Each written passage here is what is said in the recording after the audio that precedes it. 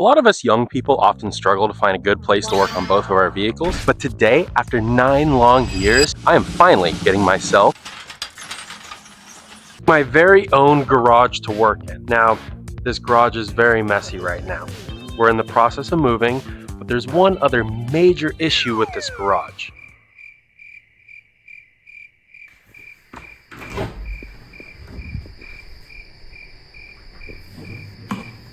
This lighting sucks. So as we know, lighting is a very, very important part of any project. And I figured since it's easy enough for me to swap the taillights on my little Tacoma to make them a lot more modern and brighter, why can't I do the same thing to the little light that is lighting up the inside of this garage? So stay tuned to find out how I turn this old, dark, dirty garage into this old, bright, dirty garage. If you look, this light switch right here operates this light bulb behind me.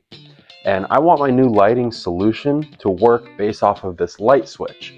So all I have to do is thread this little adapter into the socket for the light bulb over here, and it will provide me with a standard outlet plug that I can go ahead and plug the new lighting solution into. So let's go ahead and thread this in and make sure the light itself still works, because honestly this is a cheap adapter.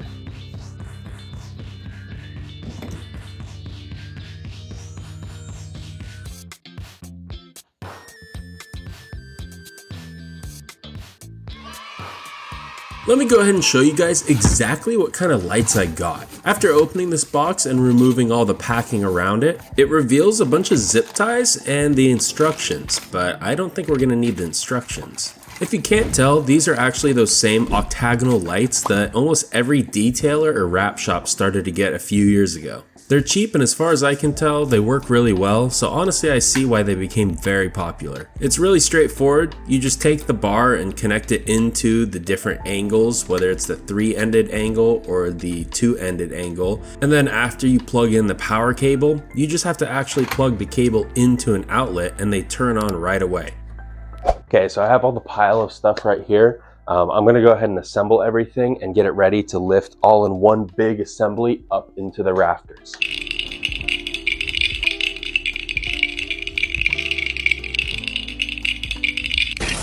Okay, I have everything hooked up to this extension cord.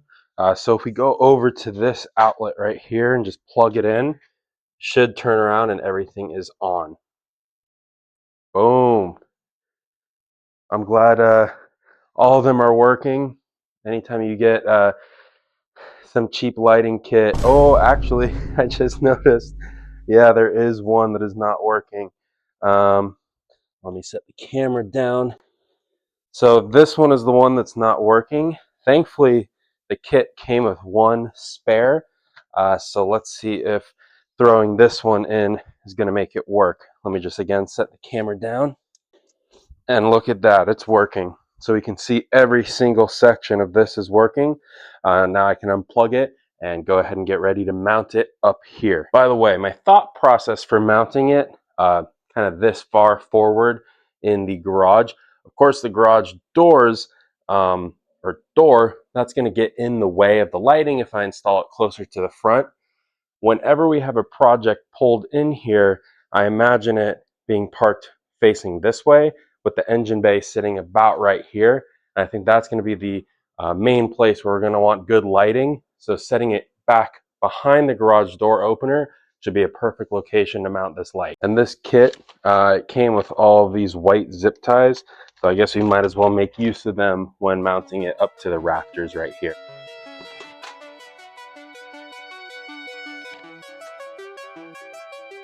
So I don't think these zip ties are going to be long enough to go around that 2x4 along with this, but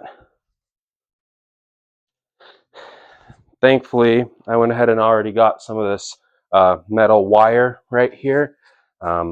It's green twist wire, so I'm just going to use that instead because I can wrap this as long as I need, and then I'll be able to show you, but I'll kind of at some point also be able to twist it on itself to tighten, kind of like you would be able to get with a zip tie.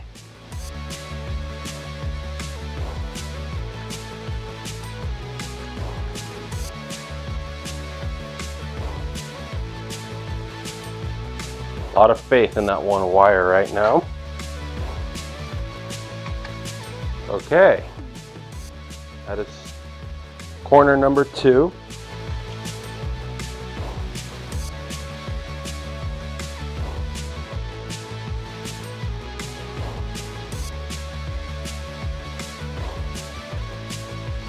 Okay, this is definitely looking quite suspicious, but we're on to the final section.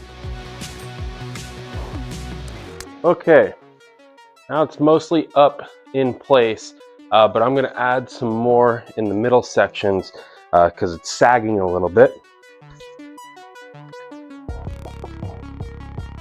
All right, so now that we have all the lighting installed, we need to find a good way to get power from this plug back over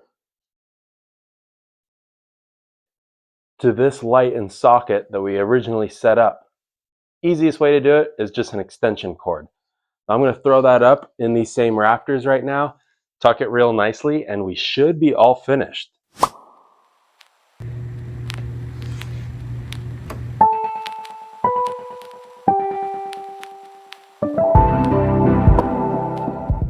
And there you have it. We are finally finished with this lighting install.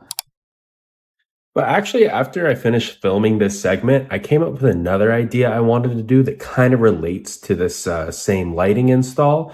So let me go ahead and include some really quick clips of what that was. So along this main wall, I have tons of junk right now, but hidden behind here, I actually have this little shelf that I plan on turning into a charging station. All I have to do is clean everything out of the way and remove everything from the shelf, break out some extension cords, and I can start mounting it all into place. I'm going to be using these screws as an anchor point to then twist this wire around the extension cords in order to run it up along the wall and across the rafters. After putting the second screw in, I decided to run the cable for the actual charger itself up along the wall, but you'll see I actually changed my mind on this. After putting the extension cord up into place here, I have that realization where I'd rather run the extension cord itself down to where the charger is so that at any point I could easily unplug the charger and plug something else in instead. So once I have that all squared away and I extend the extension cord down, I can start routing it back along the rafters in the garage. I just carefully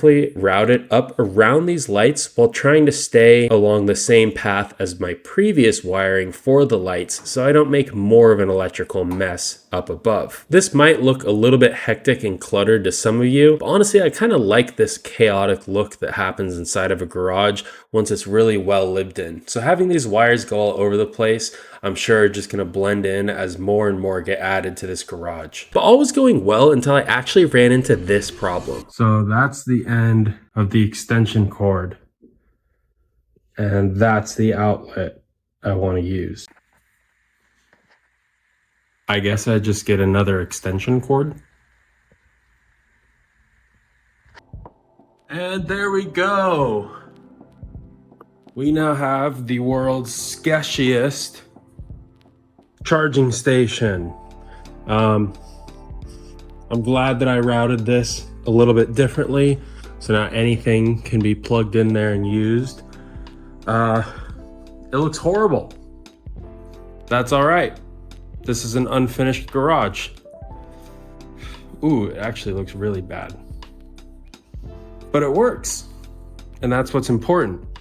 No, you need to stay inside. Go, go. Shoo, shoo.